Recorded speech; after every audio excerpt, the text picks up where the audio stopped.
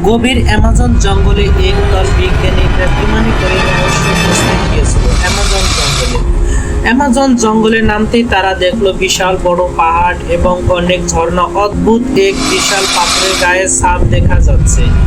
রাত হলে সেই সেই অ্যামাজন জঙ্গলে রাত হলে তারা গাছের ডালপালা দিয়ে একটি ঘর বানিয়ে থাকে।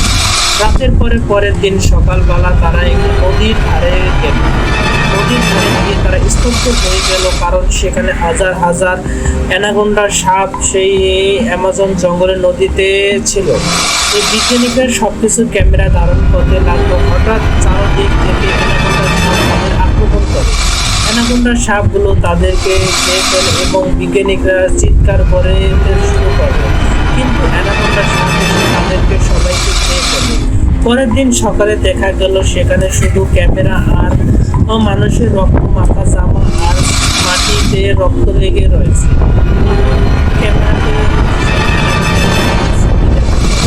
অ্যানাকোন্ডার সাপের চোখে খুব ভয়ানক আগুন জ্বলানো চোখ এবং দানব। আপনি কি এই অ্যামাজন জঙ্গলে যেতে চান? কমেন্টে জানিয়ে দিন। অ্যামাজন জঙ্গল পৃথিবীর সবচেয়ে রহস্য এবং ভয়ানক স্থান। এই অ্যামাজন জঙ্গলে কেউ একবার গেলে সে আর কখনোই ফিরে আসতে পারে না।